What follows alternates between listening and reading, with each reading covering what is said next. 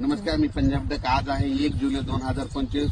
1, 2, 3 जुलैला मात्र तुमच्या इकडे मुसळधार पाऊस पडणार आहे. विदर्भ, पूर्व विदर्भ 6 जिल्हे आणि पश्चिम विदर्भ 5, 11 जिल्ह्यामध्ये मुसळधार पाऊस पडणार आहे. कुठं अतिवृष्टी होणार आहे, कुठं भाग बदलत पाऊस पडणार आहे, कुठं रिमझिम पडणार आहे. पण सांगायचं झालं तर यवतमाळ जिल्ह्यामध्ये खूप जोरात पाऊस पडणार आहे. चंद्रपूरकर देखील खूप पडणार आहे. नागपूरकडे देखील खूप पडणार आहे. अमरावतीकडे जोरात पडणार आहे. अकोल्याकडे जोरात पडणार आहे. वाशिम जिल्हा जोरात राहणार आहे. हिंगोलीकडे राहणार आहे. त्याच्यानंतर अकोला, बुलढाणा जास्त राहणार आहे. जळगाव, जामोद घाटाच्या खाली जास्त राहणार आहे. जळगावला जास्त राहणार आहे.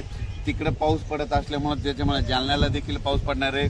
संभाजीनगरला देखील पडणार आहे. म्हणजे सांगायचं झालं तर पूर्व आणि पश्चिम विदर्भ 11 जिल्ह्यामध्ये चांगला पाऊस पडणार आहे. म्हणून हे विदर्भ पश्चिम विदर्भातल्या शेतकऱ्यांनी हा अंदाज लक्षात घ्या.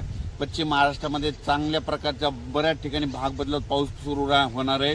सांगलीकडं, साताऱ्याकडं, त्याच्यानंतर पंढरपूरकडे देखील, नगर जिल्ह्यात देखील बऱ्याच ठिकाणी पाऊस सुरू होणार आहे. म्हणून हे पश्चिम महाराष्ट्रातल्या शेतकऱ्यांनी अंदाज लक्षात घ्यायचा. सोलापूरकडे देखील बऱ्याच ठिकाणी पाऊस पडणार आहे.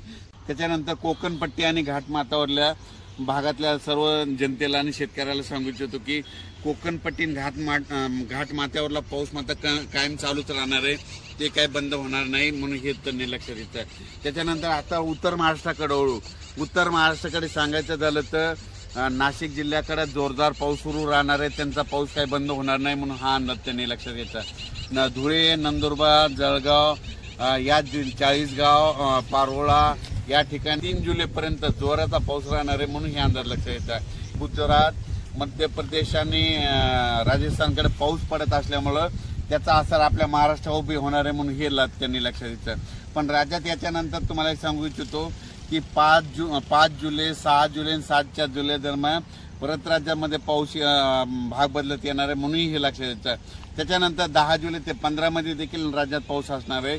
म्हणजे सांगायचं झालं तर राज्यात असा एकदम 1 महिन्याचा, 15 दिवसाचा, 20 दिवसाचा खंड पडणार नाही. पाऊस येतच राहणार. आज ह्या भागात राहिला तर दुसऱ्या भागात राहील. पण राज्यात पाऊस कंटिन्यू चालूच राहणार आहे. अचानक वातावरणात बदल झाला तर लगेच एक मेसेज दिला जाईल. धन्यवाद.